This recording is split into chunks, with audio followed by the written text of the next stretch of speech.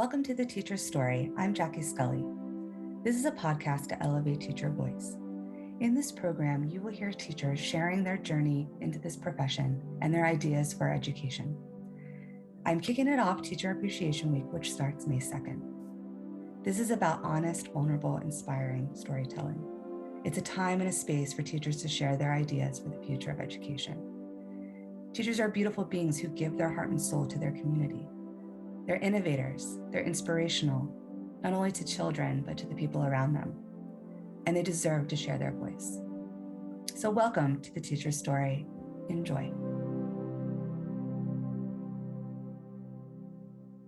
Hi, welcome to The Teacher's Story. I'm Jackie Scully, and today we have Lauren DePiero with us. And this is a really exciting guest that we have on because I taught Lauren at Ursuline Academy in Wilmington, Delaware, and she is now a teacher. She teaches English in middle school at a private school in Pennsylvania. So welcome, Lauren, for being on the show. Thank you so much for having me. I'm just really excited to talk about teaching with you, and especially since you're one of my teachers, so it's awesome. This is really fun. And this is kind of like a big theme of my season 2 is this, I talk about the ripple effect. So this idea of like, you have students that maybe then are inspired. It doesn't necessarily be from me, but then go on to be teachers. I love seeing former students go into the education world. So it's really exciting. So with that, my first question is, what inspired you to become a teacher? So I have a lot of great teachers in my life. Obviously, you're one of them from the past. And my mom was a teacher. She taught 4th grade and 5th grade. So I would love to say that just all of those influences in my life like made me want to be a teacher. But I actually think for most of my teenage years and just early life, I really didn't know what I wanted to do.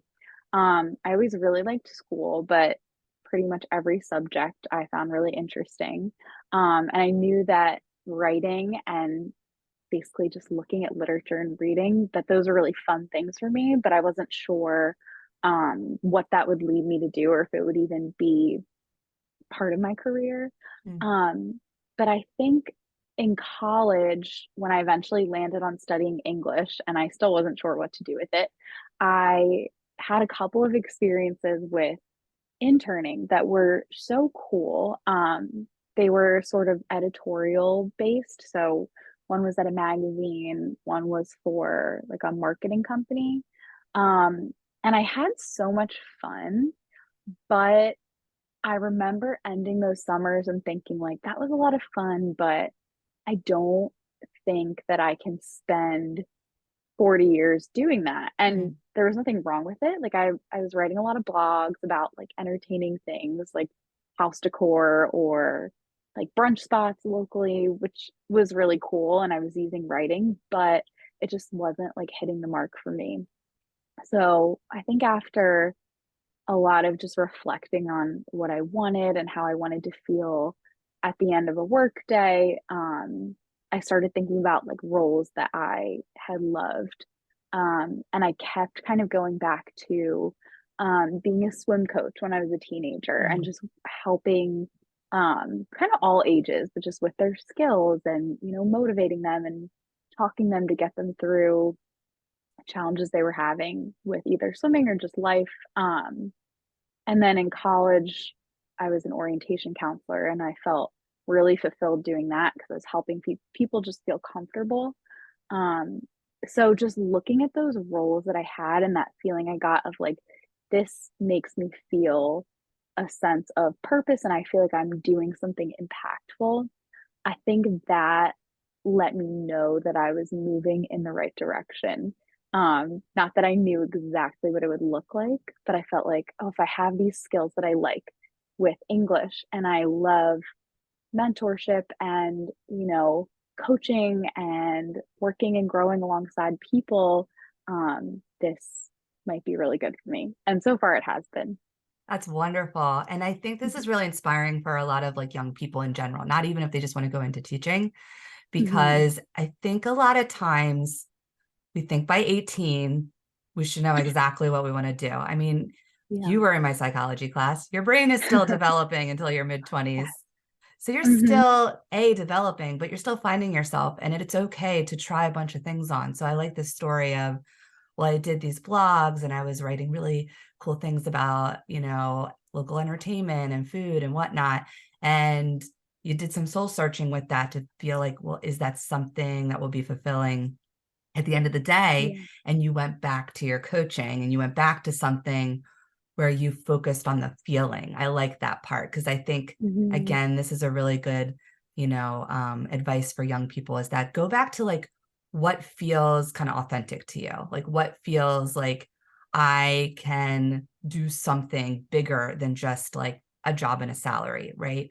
Um, Yes. Yeah. and maybe not everyone's searching for that. That's okay too. Maybe that's Mm-hmm. a part that comes to you later in life. At some point, it does come to people. I know Right. teachers who've left the corporate world and then they went into teaching in their 30s or even 40s because they're just like, I need to do something more. But you Mm-hmm. had this epiphany while you were, was this between your undergrad and grad school and then you went back for grad school for education? It was probably, I want to say, fall of my senior year of Okay. college. And then I decided to do that education master's. Yeah. Yeah. Um, but yeah, you described it perfectly. And I know a lot of people in my life who are wonderful people. And we just have different perspectives. Like they look at their job as um, just a way of kind of like supporting themselves and being able to support a family. And it's just one part of their life, and they might find their purpose in other ways, Mm-hmm. which is like totally fine. I totally respect it.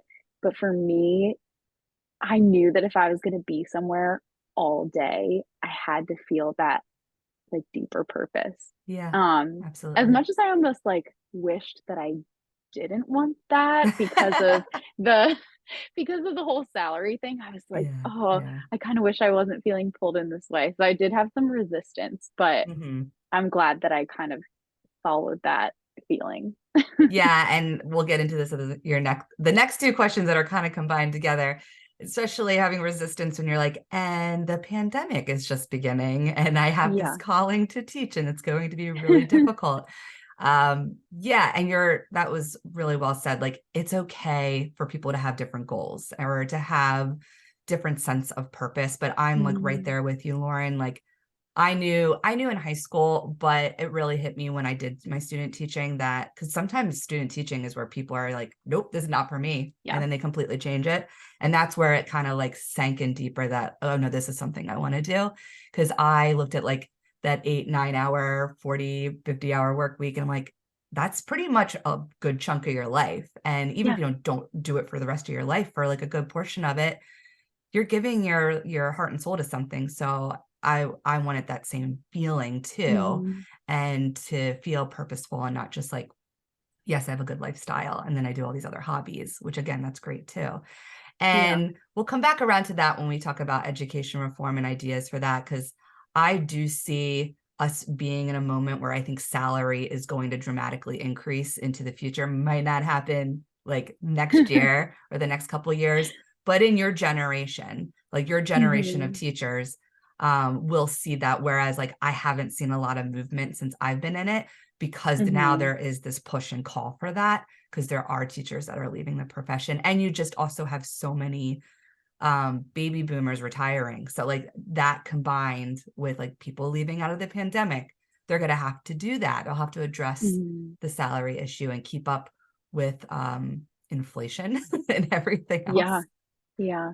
So your early teaching experience, which is usually my next question, is also paired with Mhm. the pandemic. So if you can talk a little bit about coming into this new profession as a new teacher during the height of the pandemic, what that looked like at your school, any maybe stories or challenges or even aha moments and lessons learned that you would like to share? Mhm. Yeah, so it was really interesting because I started my grad program totally online in summer 2020. And then part of our fall semester was to do observations. That's really when I got to see a school in action during COVID. Um, so I remember kind of getting a little tour from someone who worked in admissions, and I had been to the campus before, but just getting like another tour. But then when I actually showed up for that first day, school was totally nothing like it was when I was in high school. It was just I felt like it was very isolating, and they were doing their best. They were absolutely doing their best. But every single grade in the school had a home base. So every morning the students would go to that home base, and I was set up with um, ninth grade. So the ninth grade students, I think they had a health sort of screening when they would come in, or their parents would fill it out before school. They would go up to the door, and if they had their health screening, they would get a wristband, which was showing like they were good. Obviously they had masks on and everything. But then they would go into this home base, and for the freshmen, it was like a big gym. It had a bunch of round tables that had spaced out chairs. And I think for a little bit for attendance, something they tried was like the kids scanning a QR code on the table to show that they were there. But really, everyone was spaced out. Every time they got up, they were supposed to spray down the table, wipe it down. And then, sort of as time went on, and I was shadowing different teachers' classes, because at that time I wasn't really teaching, I was mostly observing. Sometimes they would have maybe 7 kids in a classroom, and they would be talking to them, but they would also have Google Meet up, and they would be teaching students who were in the home base, but also students who were at home. So they were kind of looking in every direction. And I could tell most of them got good at it really quickly, which I thought was impressive, that they were kind of watching the kids online, watching the kids in person. But really, they were planning almost 2 lessons at a time, because they had to have something virtual, something more hybrid, and then something that was accessible in person. So that was honestly really intimidating to watch, and then know that in a couple months I was going to be trying it out. Yeah, and I actually, before I did my student teaching portion of my spring semester, there was a teacher who's a good friend of mine, but she was having a health issue and she had to take a month away from school. So the school asked me to essentially be her long-term sub, even though it was only a month. So I was actually on my own before I was with another teacher, which was kind of crazy. Because I was just kind of thrown in. I remember I had like 2 days to prep for it, and I was reading all the material, trying to come up with some lessons. And it was really challenging, like basically just making sure kids were engaged. So trying to plan my lessons so that it wasn't boring without students being able to like interact with each other. And also just holding them accountable was challenging. But I think more than that, beyond the lesson aspect, because I felt like since I was in grad school during COVID times, that's how we were learning to plan anyway. But sort of the social, emotional pieces of all of it were really difficult. Like I remember kids joking about COVID and saying it was fake, and having to address that when I actually had known a student in the room lost his father to COVID. So being like fresh out of college and having to navigate that, saying, guys, I understand maybe you are joking about this, because, and you're maybe not trying to be mean, but it really has affected people. That was something I didn't expect going right into so early in my teaching career. I was thinking like, already oh my having gosh. very hard conversations. Yeah. And kids didn't know how to not joke about it and like take it seriously, but also keep themselves afloat. So I understand. But I think that was the hardest part, was just navigating that piece of it. Yeah. And being like thrown, like you talk about teachers being thrown in their first year, you're still like, I'm finishing grad school. I was just getting ready to do my student teaching, and now I'm like legit going to be a teacher for a month. And, even just listening to you talk about it, and just the you know, how I remember you as a student and how I see you today as a young adult. Like you have such grace, and that really can carry you through really difficult times in any kind of job, but particularly teaching. And the grace that you have is just like, you know, we're going to go with it. We're going to do it. I'm going to talk to these kids. Like, you know, it's very easy for someone to be very reactive to a comment like that and just like want to maybe make that kid feel shame. And again, it's a natural maybe response, especially if knowing someone also lost someone to COVID.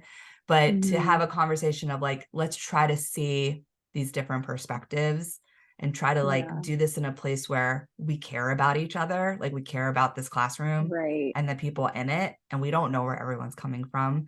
And I get it, like you're preteens, teenagers, and this is hard to process. Like this is hard to figure out. But to do that at such a young age and not fully even be done your program yet, I mean, this is where I truly believe there are people who have this gift of teaching. Like you can be trained, you can learn it, but to have this natural ability of how to talk to kids and like how to carry yourself in mercurial situations that keep changing takes a very special person. And I think, like, again, even going back to how I knew you as a student, you have this center and you have like this grounding and this grace about you that I think has now carried you through a really difficult start to being a new teacher. Oh, thank you. That is so nice because I truly did not feel like I had grace in any way, especially at the beginning. Specifically because I think a big part of it was I was really young. Like I was barely, I think I turned 23 during that first year. And it's an all boy environment, um, which is something I had never obviously been exposed to before as someone who went to all girls school. I was literally Ursuline from 4 through senior year. So I was dealing with this obvious perception from the students that I wasn't much older than them. Right. And also just this lack of exposure to young women of my age at the time. So I felt like I didn't really know my role. I was like, I feel like an older sister, or like maybe I'm not being taken seriously. And I felt weird talking to them like kids, but also couldn't talk to them like adults. So I felt a little bit awkward a lot of the time. But it's so nice of you to say that I sounded like I had some grace there. Well, what you're feeling, and you had more of a challenge, not only with COVID, but an all boys school too. But I started teaching when I was 23, my first long-term substitute position, and it was at a public school. And so it was, you know, mixed gender, but they right away were like, okay, let's throw the 23-year-old into a senior class. And it was like a class you had to take. Like there was this, you had to take government, and there was different levels. And like, again, not like saying anything about the levels, but obviously like if you were in the honors level, you wanted to be in the honors level. So I had the CP level that's like, you have to take this class. You just have to be here. So you're just in this level. And they were seniors, and I'm like 23. And I'm like, I have no authority at all. Like I have, no one is respecting me. And the first semester, because I would switch and then have like new students, the first semester with that group was totally different than the second semester. Like I definitely had some growing pains and learned and grew. But that first couple months, I'm like, oh my goodness, like this is going to be rough.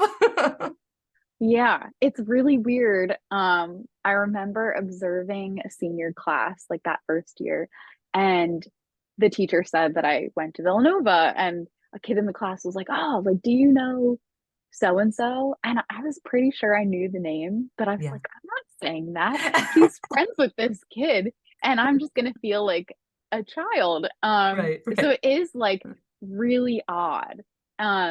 But it is a little bit easier now that I have eighth graders and freshmen because there's more of a distance there. And I also just think building some confidence is so helpful because kids really sense I think, when you're feeling less confident. Oh, they do. And they like to take advantage of it. I mean, that's just Mm-hmm. kids. That's what they do. So now Yeah. coming into this new school year, and you went through, all of that experience, and now you can tell us a little bit about how school has been like this year. Like, I think when we were talking before, we had similar type of situation, like with because I'm at a private school as well, and we kind of Mm-hmm. don't really have protocol or anything anymore. Have you seen a big change in your experience from that beginning to this school year? And if there's anything you want to share about it?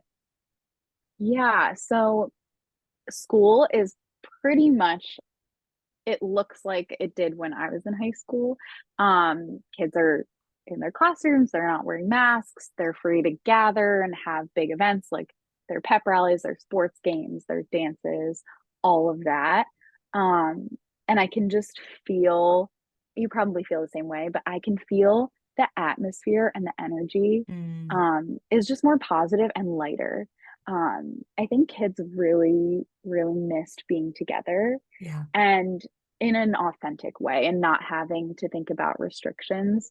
Um, so coming onto campus this year, I definitely felt more energized because the students were just happier.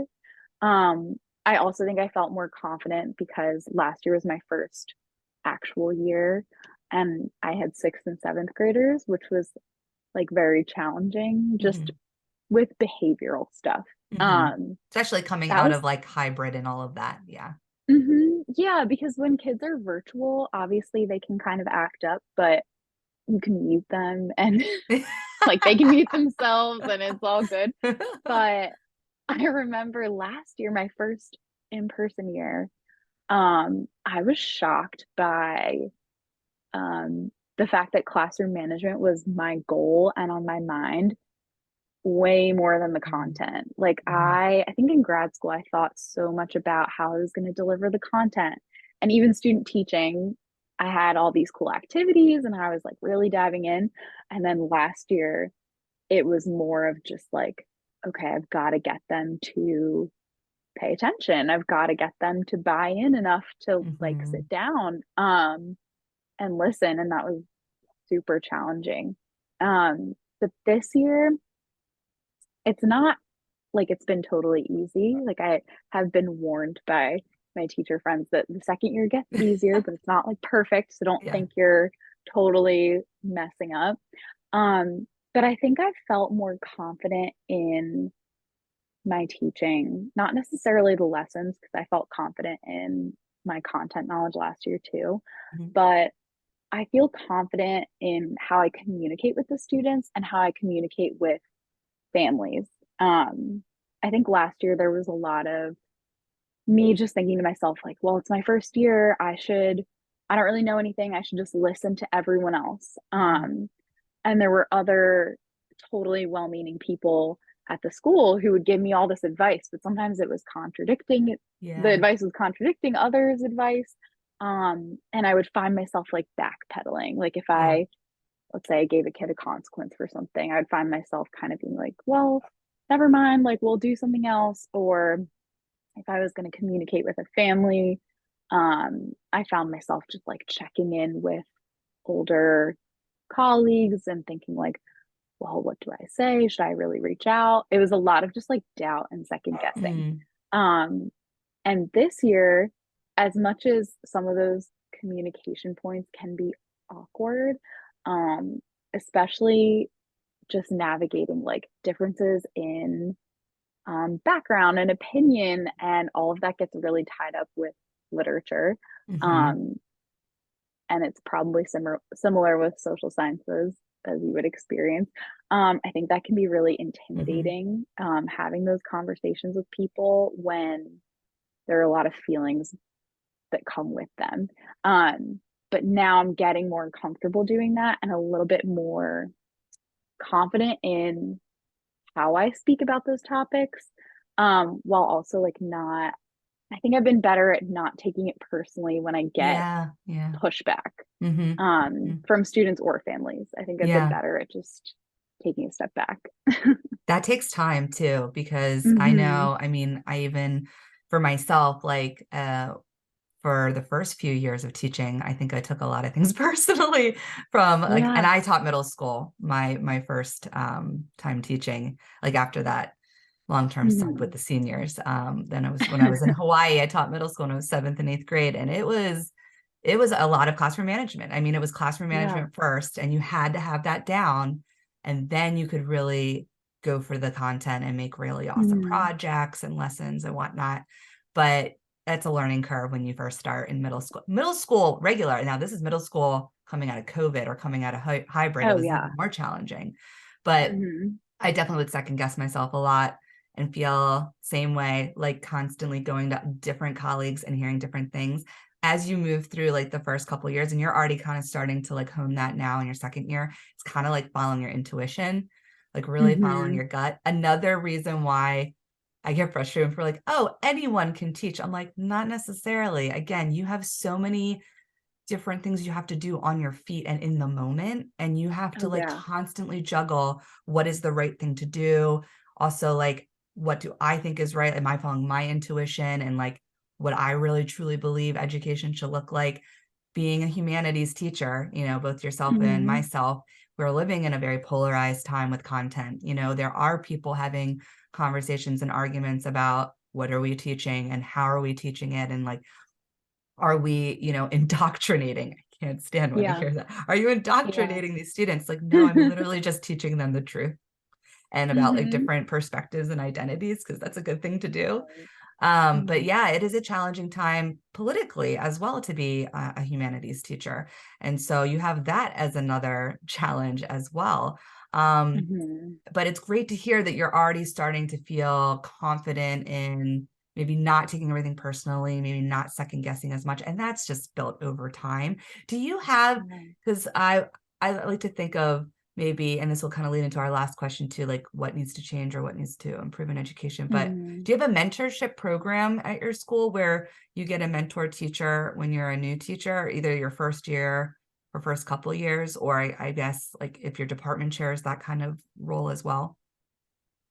So not formally, but I have two people in mind when I think about mentors. One of them is the woman that I filled in for a month when she was on medical leave. And then one of them is the woman who I was paired with when I was student teaching, which was actually with 11th graders. And they are so helpful to me and so special to me. They pretty much help me like constantly, and they claim that I help them, but I don't know how true that is. We're always like bouncing ideas off of each other, or I will kind of show one of them, like if I get an email that I feel like I'm feeling reactive to, or if I'm trying to plan out some sort of project or lesson or even a rubric, sometimes I'll share it with them and say like, hey, what do you think about this? And one of them, we have really similar styles, but she's helped me a lot with kind of simplifying. Because I think like going into teaching, I was like, oh my gosh, English is so broad and I have to teach them all of the things, like all of the ways to analyze literature and all these writing techniques and all these literary devices, but also grammar and vocab. Like this is a lot. And she's helped me kind of think like, okay, what is the point of this assignment? Like, what is your goal? Make like one or two, and that's it. She's like, you can't do everything. That's crazy. And then it's going to be so challenging. And then I think the other teacher who I'm thinking of just really helps me stay calm. And she's so wise. She has a lot of teaching experience because she's younger than my parents, but like she's been teaching for a good amount of time.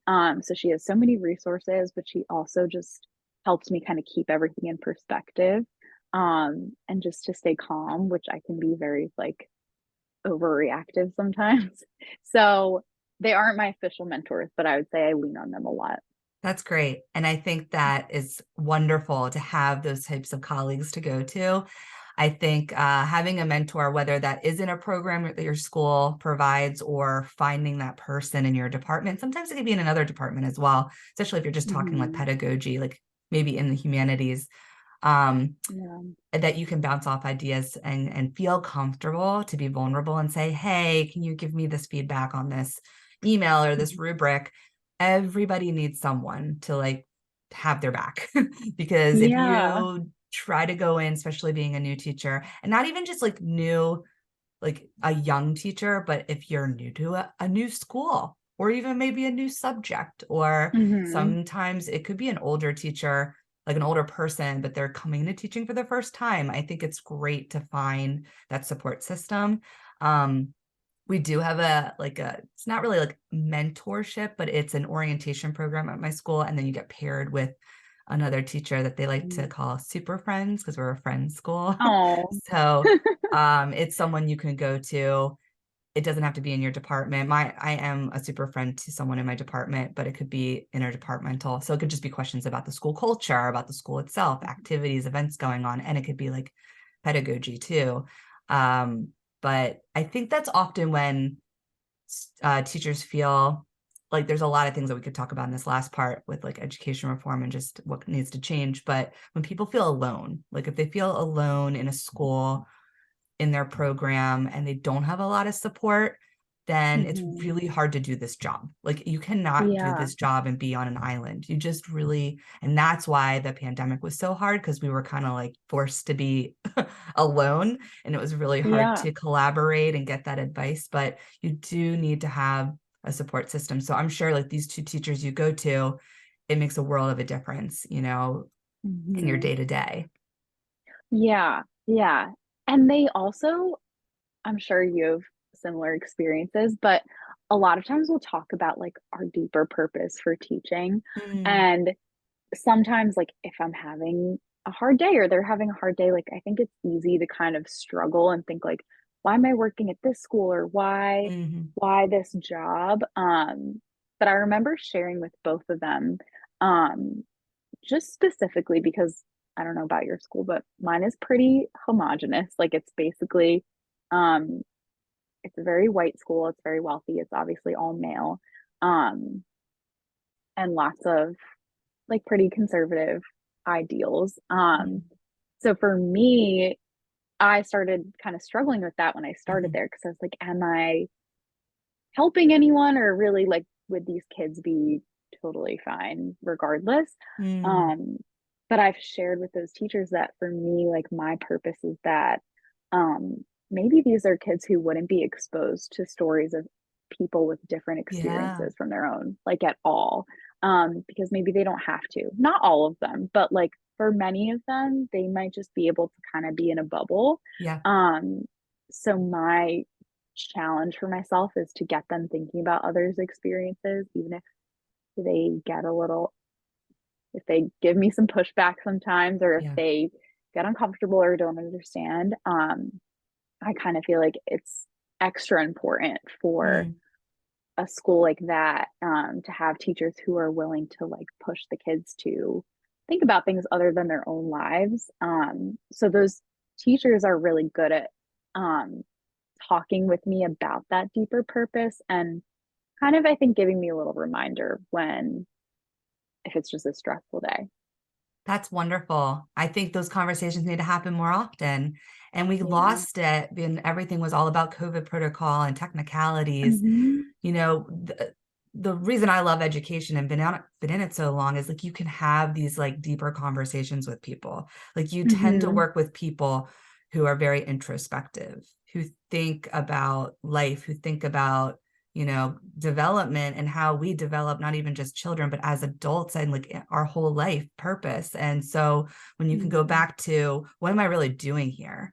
And that is a great perspective, because easily people be like, yeah, I'm working at an affluent private school. It's all boys. They're Hmm. all white. Like, so what am I like? Am I really helping like this generation of kids? But that is a group that could easily have a teacher that's like, well, I'm just going to teach you the perspective you've always been taught and what you're Yeah. used to, because it's like easy and Hmm. comfortable, and you're trying to challenge Yes. yourself and them, which is only going to make them better individuals. And are they all going to get it? Probably not, but will some of Yeah. them get it? Yeah, for sure. I'm sure some of them are going to Hmm. come back to you when they're older and say, like, thank you for sharing with me these different perspectives because it helped me as a young adult. Like it helped me when I went to college and I was starting to meet people with different stories.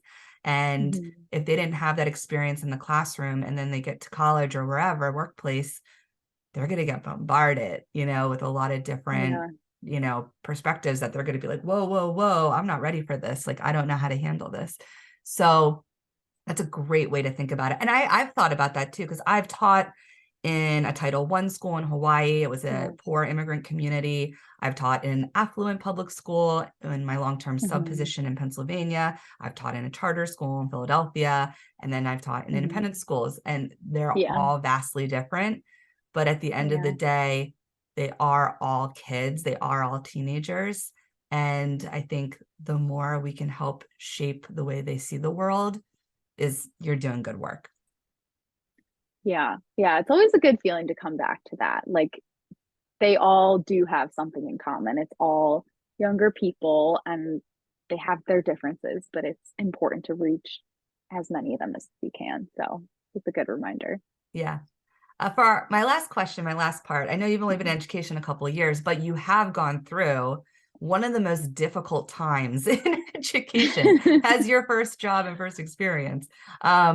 So what do you envision or see as the areas in education that need to be changed, improved upon, how you like to see it move forward? What can we take away from going through the pandemic?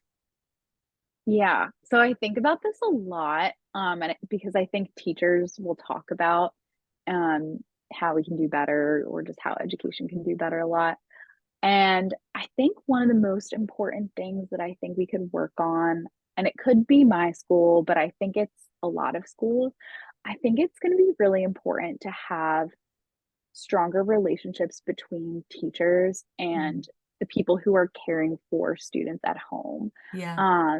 Because as you kind of touched on earlier, I think there's just a sense of distrust in sort of what we're teaching and a skepticism from a lot of students' families or whoever is taking care of them that can be really counterproductive when you're trying to reach kids in the classroom. So I think I know this isn't technically like a policy reform, but I think if we can connect better with students' families, that it would make such a world of difference for students because they wouldn't feel like pressure from home to feel certain ways about different topics and then kind of feel closed off at school when they're learning. I think that is really important. And then this doesn't apply so much to me, but I definitely have seen colleagues who are a little bit older than me. They have families, they're trying to send kids to college. And I've noticed that people in that position, a lot of them are feeling a little bit jaded about their jobs and they talk often about their salaries and, paying for their kids to go through college. And I see those people work so hard every day. And then they go home and they feel kind of frustrated because they're like, I need help my own kids. So I think like we were talking about at the beginning, that's going to be really important. Because it's people that are really good at their jobs who I see feeling this way. Yeah. And I would hate for my students to lose them to another career. So that would be really important. I think would be really helpful.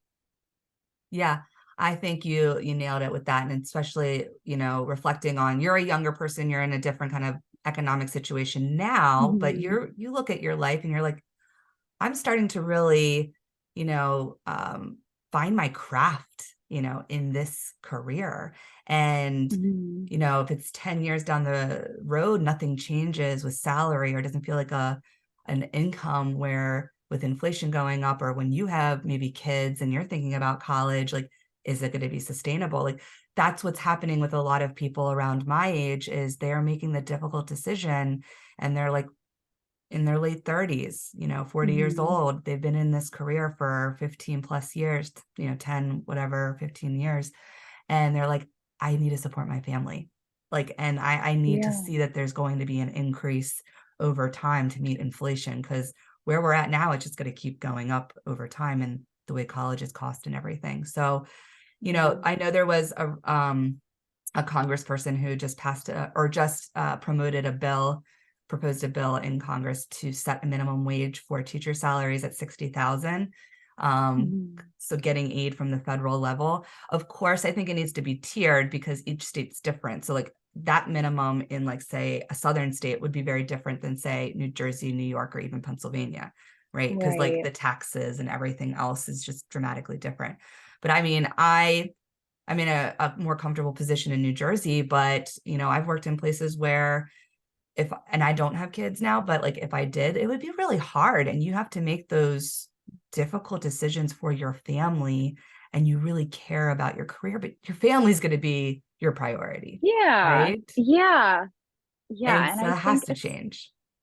well, right. And I have colleagues who kind of joke about like, well, thank God my spouse is in this career, or um something to that effect. And I just don't think, I mean, I understand people making jokes about their reality, but I don't think to be a teacher you should have to rely on a spouse Right. for financial, I guess just like to be able to be comfortable financially and be able to like make ends meet.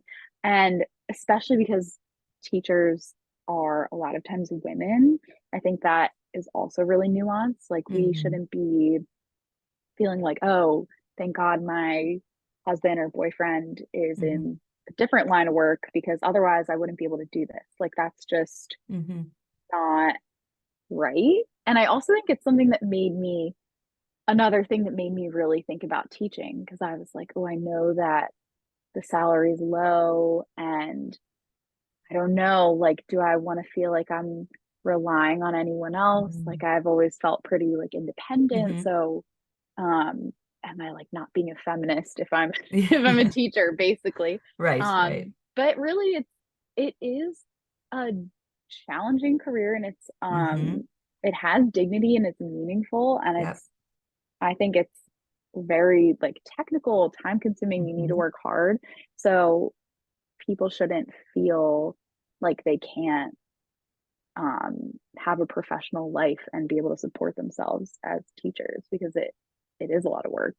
Yeah. And most teachers today, like yourself, have advanced degrees. I know a lot of friends of mine in other industries that don't even have advanced degrees. Some don't even have a degree, and they're doing really well. Like if they went into a trade or something else. So I think having these conversations, and I've been having this a lot on the show and just been hearing it, thank goodness, more in the media being talked about, is that it's a profession that's up there with other respected professions like lawyers and scientists and doctors. Like I would love to see more educators in the government. I mean, I don't want to run for office, at least right now, but No. but I would love to see more educators in the government, because they really come from a place of being a public servant and knowing like what communities need. That's what they do every day. But it needs to be placed at that status. And it is in other countries. So again, I like to think we're in a time where that shift will be occurring, because we're seeing many people leave or, start to open up and talk about these concerns. And I like the point you did make about parents, guardians, the people at home who are taking care of the children, and that relationship with teachers and the school. I think there needs to be a lot more like sense of community, and maybe that looks like the school creating a program where you're inviting parents in and you are telling them about the curriculum. You are giving like a forum where they can ask questions. You're creating a safe place where we can have dialogue between teachers and parent guardians. So if you have concerns, or maybe you just don't really understand, why we're teaching this, like let's have that conversation. Let's talk about it. Because on both sides, teachers feel that there's pushback, and they see themselves as, I'm the expert, not only in a content area, but in child development, right? And pedagogy. So like, I know what I'm doing.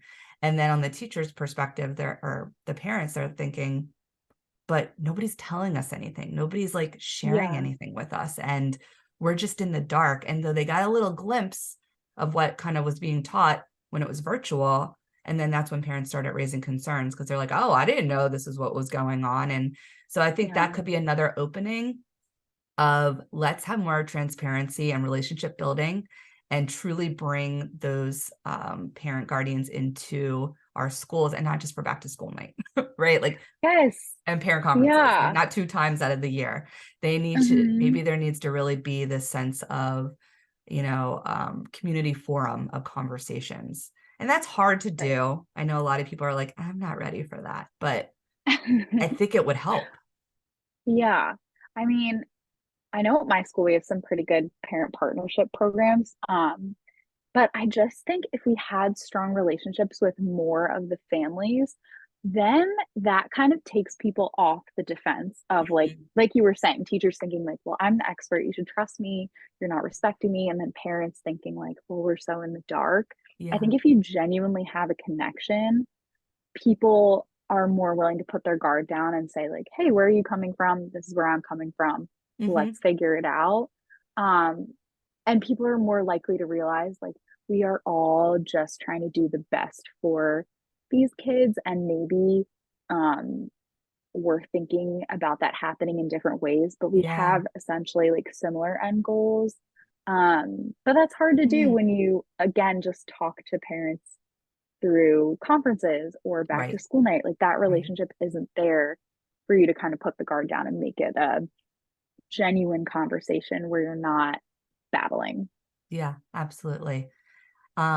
And I think it can happen. It can happen over time. But, one thing I like to see coming out of this pandemic is we're not just going back to 2019.